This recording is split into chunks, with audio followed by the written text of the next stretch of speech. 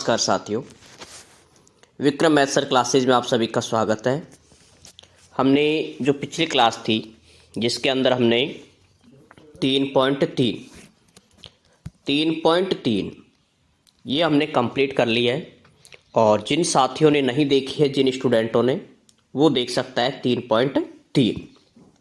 अब आज की क्लास है 3.4।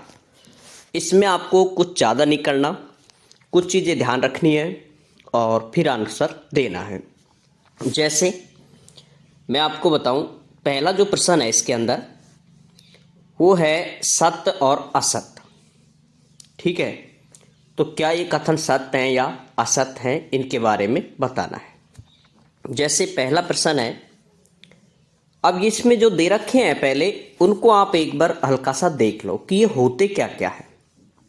ठीक है, देखो इसका मेरा मतलब है, जैसे ये दे रखा है सभी आयत वर्ग, तो आयत भी देख लो, ये आयत हो गया, ये आयत। ठीक है, और ये होता है वर्ग, ये होता है वर्ग, ये आयत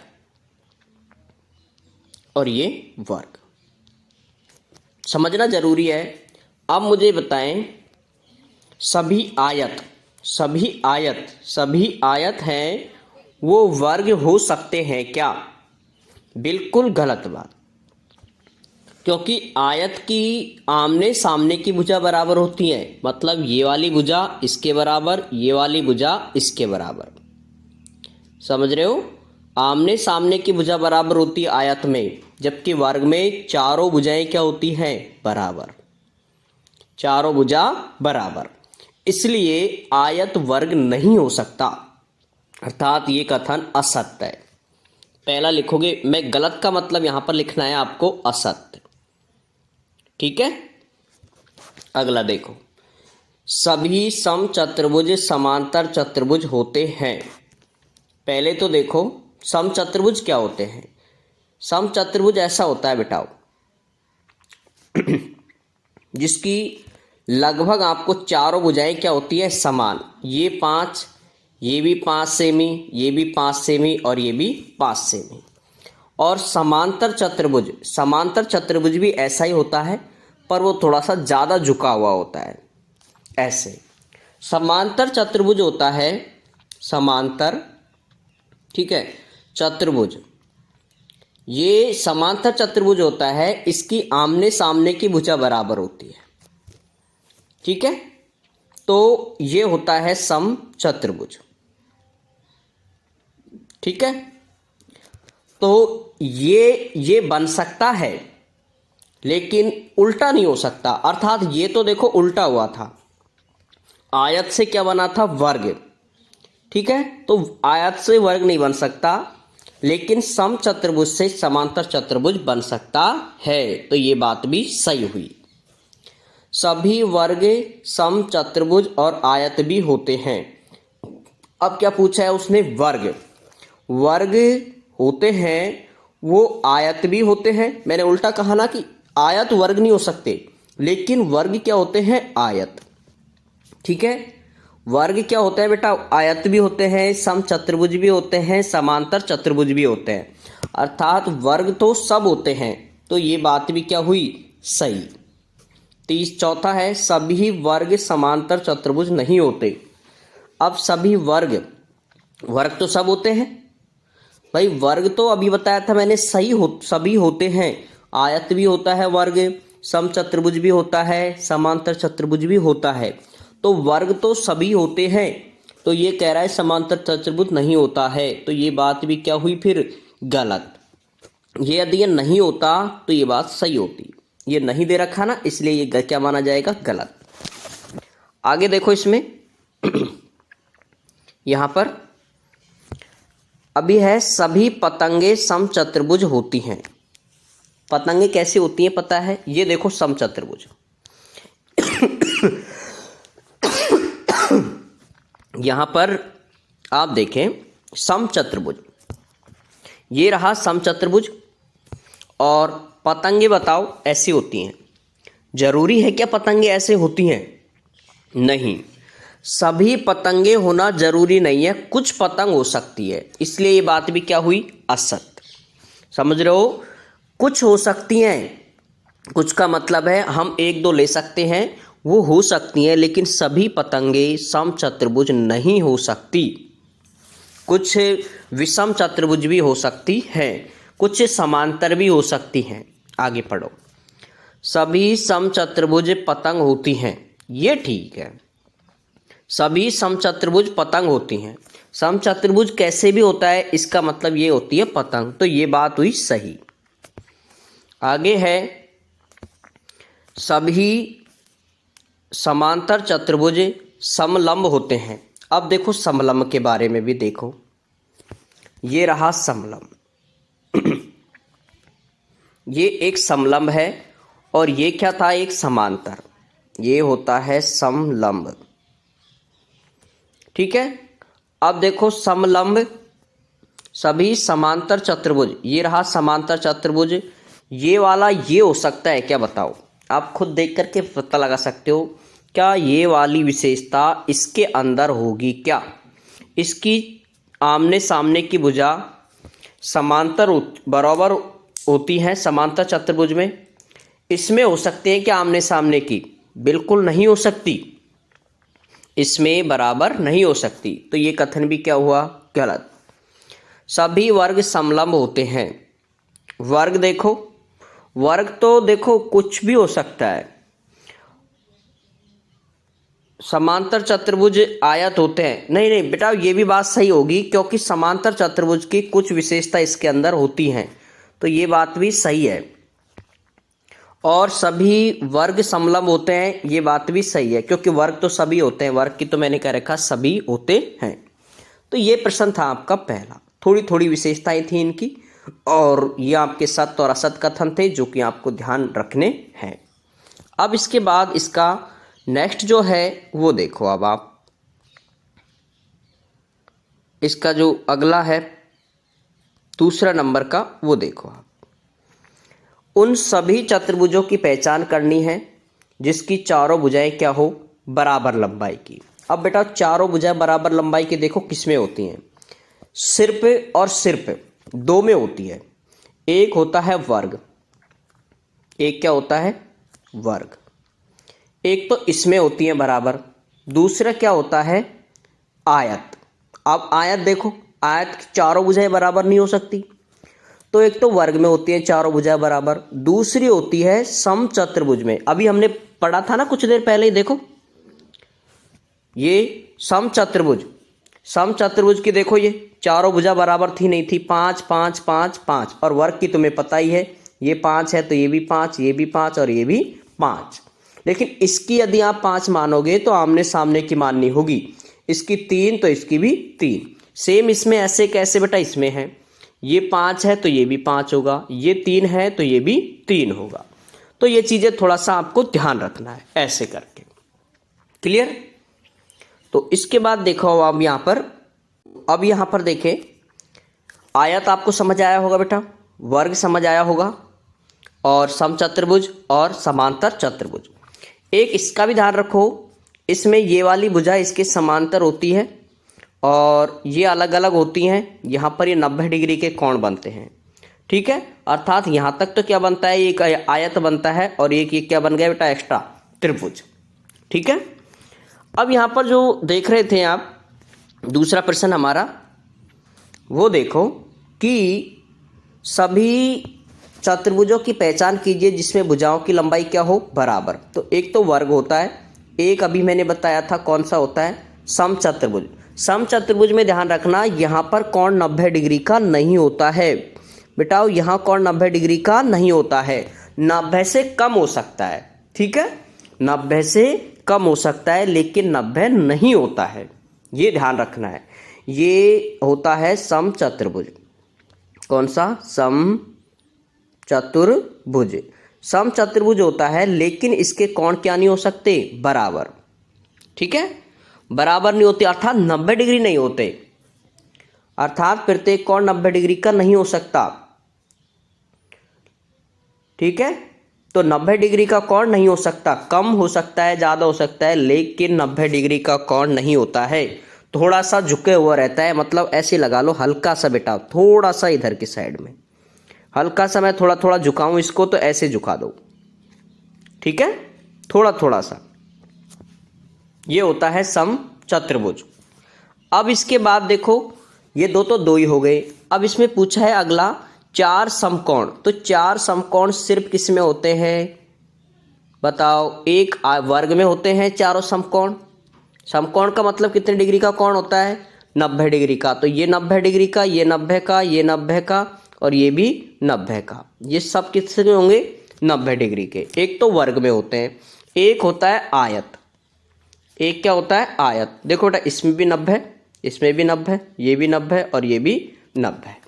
तो ये सभी कोण कितने डिग्री के होंगे? 90 के। तो ये दो स्थितियां होती है, एक आयत होता है, एक वर्ग। और इसमें चारों भुजा बराबर होती है, वो होता है वर्ग और समचतुर्भुज। क्लियर? अब देखो नेक्स्ट प्रश्न। एक चतुर्भुज का नाम बताइए जिसके विकर्ण, हमें इस चतुर्भुज का नाम बताना है जिसके विकर्ण एक दूसरे को, एक चतुर्भुज बना लो।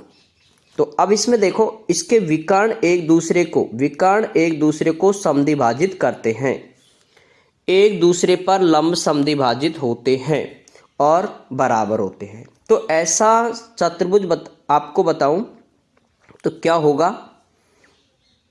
दो स्थितियों में होता है। अभी हमारे पास में एक समचतुर्भुज था। कौन सा? समचतुर्भुज। समचतुर्भुज। तो समचतुर्भुज कौन सा था? जिसकी चारों भुजाएं क्या थी बेटा? बराबर। समचतुर्भुज था, सम यानी समान, चतुर्भुज यानी चारों भुजा। देखो, अब यहां पर चारों भुजा समान है, तो इसके जो विकर्ण खींचेंगे आप, ये होते हैं विकर्ण। देखो, मैं थोड़ा सा कलर यूज ले लेता हूं इसका। ये है विकर्ण, एक इधर और एक इधर। अब ये देखना होता है कि ये 90 डिग्री पर होते हैं क्या, क्योंकि ये कह रहा है कि एक दूसरे को समद्विभाजित करते हैं। समद्विभाजित तो करते हैं, एक दूसरे पर लंब समद्विभाजक हो और बराबर हो। तो ऐसी स्थिति में देखो, एक दूसरे पर लंब समद्विभाजक हो, मतलब यहां पर कितने डिग्री का कोण बनना चाहिए? 90 डिग्री का बनना चाहिए, ठीक है। तो ये 90 डिग्री का बनता है यहां पर। अब आगे है, ऐसी स्थिति देखो आयत वर्ग में भी होती है बेटा। ये रहा वर्ग। यहां थोड़ा सा क्लियर कम समझ आता है, आप इसको देख सकते हो। इसकी देखो, ये एक विकर्ण ये रहा, एक विकर्ण ये रहा। इसमें आपको क्लियर नजर आता होगा ये 90 डिग्री का, ठीक है। ये आ जाएगा 90 डिग्री का। और एक दूसरे को लंब समद्विभाजक का करने का मतलब होता है 90 डिग्री का बनना। और ये बराबर भी होते हैं, ये बराबर भी होते हैं। ये वर्ग बता रहा हूं मैं आपको, कहीं आप आयत मत समझ लेना इसको। ये है वर्ग, तो वर्ग को थोड़ा सा आप हल्का सा इस तरह से बना सकते हो, ये आयत जैसा नहीं लगे, क्योंकि आयत अलग है और वर्ग अलग है। ये बना दिया जैसे, अब ठीक आ जाएगा। अब देखो, इसके विकर्ण एक इधर एक इधर। ये देखो, ये कितने डिग्री का बन रहा है? 90 डिग्री का, ठीक है। तो ये स्थिति किसकी होती है? समचतुर्भुज की बजाय किसकी सही मानेंगे आप? वर्ग की, ठीक है। और उस चतुर्भुज का नाम क्या होगा? उस चतुर्भुज का नाम वर्ग होगा। आप वर्ग लिखेंगे, क्योंकि समचतुर्भुज में ये 90 डिग्री पे बनते हैं बनने को, तो पर एक दूसरे को समद्विभाजित करना, बराबर तो होते हैं। ये बराबर स्थितियां दोनों की होती है, समचतुर्भुज की भी होती है और वर्ग की भी होती है। दोनों लिखें आप, दोनों लिख देंगे आप, एक समचतुर्भुज और एक वर्ग। नेक्स्ट प्रश्न देखो। नेक्स्ट प्रश्न है, इसका ये रहा 5वां। बताइए एक आयत उत्तल चतुर्भुज कैसे है। देखो पहले तो ये देखो एक आयत बना लो। क्या बना लिया हमने? एक आयत बना लिया। अब उत्तल चतुर्भुज के बारे में बताओ। उत्तल चतुर्भुज हमने पिछली क्लास में पढ़ा था कि उत्तल चतुर्भुज क्या होता है। तो उत्तल चतुर्भुज ऐसा होता है जिसमें यदि आप रंगते हो इसको, यदि आपने रंग देते हो इसको, तो ये इसके एक बिंदु दूसरे बिंदु से नहीं मिल पाते हैं। ठीक है, बिल्कुल नहीं मिल पाते हैं। ये हमने रंग दिया पूरा। अब इसके यदि हम पॉइंट बनाना चाहें ए बी सी, तो क्या ये कभी मिलेंगे? अगर हम यदि मिलाना भी चाहें इनको एक दूसरे पॉइंटों को, तो ये इसी के अंदर मौजूद रहते हैं। तो ये ध्यान रखोगे कि उत्तल चतुर्भुज में दो बिंदुओं को मिलाने पर इनके जो बिंदु है वो इसके अंदर ही स्थित होगा।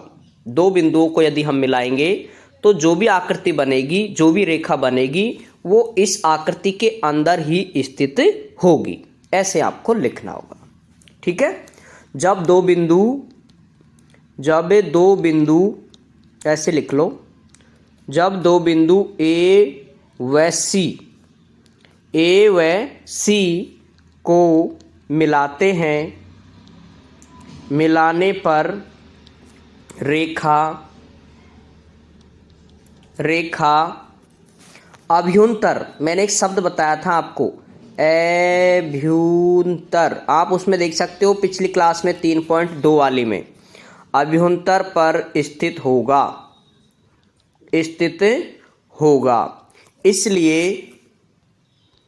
इसलिए आयत एक उत्तल चतुर्भुज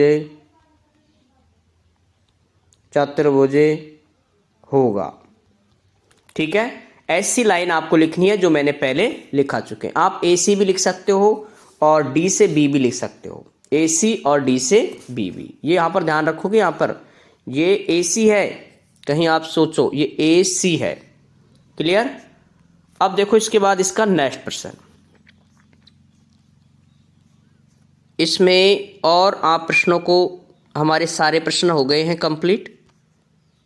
एक और प्रश्न देखें इसका, छठा। इस प्रश्न को ऐसे कोई ज़्यादा महत्वपूर्ण ऐसा है नहीं है, लेकिन फिर भी आप इसके कारणों को आंसर देंगे। ABC एक समकोण त्रिभुज है। O समकोण की सम्मुख बिंदुओं के मध्य बिंदु हैं। ये देखो ABC ये समकोण है, मतलब यहाँ पर कितने डिग्री का कोण बन रहा है बेटा? 90 डिग्री का। तो बताइए कैसे O बिंदु A और B से समान दूरी पर है। तो ये O बिंदु है ना, वो A से B से और C से समान दूरी पर स्थित है, ये बताना है। तो एक तो क्या करना है आपको, इसके लिए बिंदुओं से चिन्हित अतिरिक्त भुजाएं आपकी सहायता के लिए खींची गई है।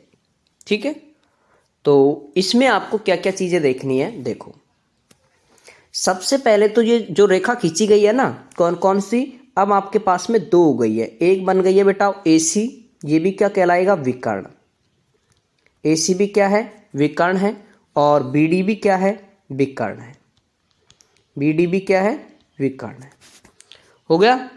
और O आपको पता है इसका बीच का बिंदु है, तो आप ऐसे कह सकते हो कि AC विकर्ण का बीच का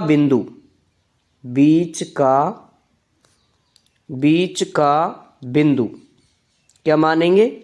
O। ठीक है, और इसका भी बीच का बिंदु क्या होगा? O। भाई दोनों का सेम ही तो है बीच का बिंदु। बीच का बिंदु O है या O होगा।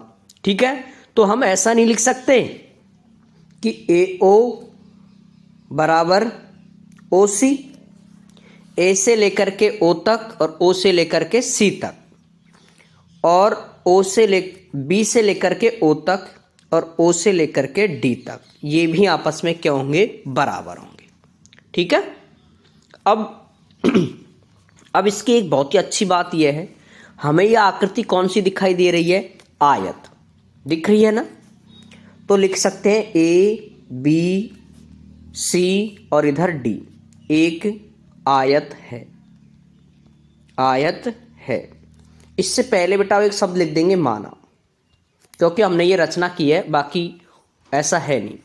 अब AO बराबर OC, BO बराबर OD, ये दोनों हैं तो ये परस्पर क्या हुए, समद्विभाजित। भाई परस्पर क्या हुए, ये समद्विभाजित। तो ऐसे लिखेंगे AC व BD विकर्ण परस्पर समद्विभाजित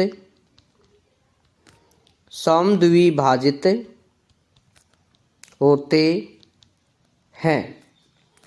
इसलिए अभी लिखा था वो लिख दो, जो लाइन हमने लिखी है ये AO बराबर OC व BO बराबर OD। जब ये बराबर ही होते हैं और ऐसे लिख दिया हमने, तो इसका जो बीच का बिंदु है ना बेटा, O से A की दूरी, O से B की दूरी, O से C की दूरी, O से D की दूरी, ये सभी दूरी क्या होंगी आपस में बराबर। तो ये लाइन और लिखोगे आप, O की A से दूरी, O से A की दूरी, इसको लिखेंगे आप यहां पर A की O की A से दूरी, O की A से दूरी, O की B से दूरी, ठीक है, और O की C से दूरी, O की C से दूरी, और एक और लिखोगे आप O की किससे दूरी, D से दूरी, O की D से दूरी। ये सभी दूरी क्या है, समान है। तो यहां लिखोगे सभी दूरी क्या है, समान है। ये रेड का लिखा है, इसके नीचे का आएगा ये। इस तरह से आप इसको लिखेंगे, तब जाकर के आप इसका आंसर दें। ठीक है, तो बड़ा प्रश्न है, लेकिन एग्जाम की दृष्टि से ऐसे प्रश्न नहीं आते हैं।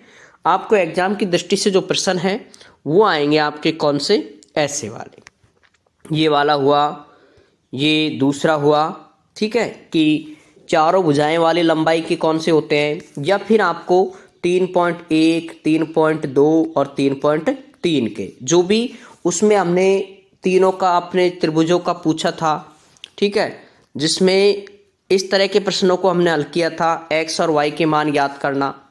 ठीक है, तो ये प्रश्न आपके एग्जाम में पूछे जाते हैं। ठीक है साथियों, जय हिंद जय भारत। फिर मिलते हैं आपको नेक्स्ट क्लास के साथ में। यदि कोई प्रश्न रह गया हो गलती से तो वो भी आप कमेंट्स करके बता दें, ताकि उसका भी मैं अगले वीडियो में उनका जवाब दे पाऊँ। ठीक है साथियों, जय हिंद जय भारत। फिर मिलते हैं आपको। नेक्स्ट एक्सरसाइज चलेगी आपकी कौन सी, 3 कंप्लीट हो गई, चौथी 4.1 चलेगी कल, वही 5:30 बजे का टाइम रहेगा। डेली आपको क्लास मिलेगी, ठीक है, कभी 5 बजे, 5:30, तो 5 और 5:30 के बीच में कभी भी मिल सकती है।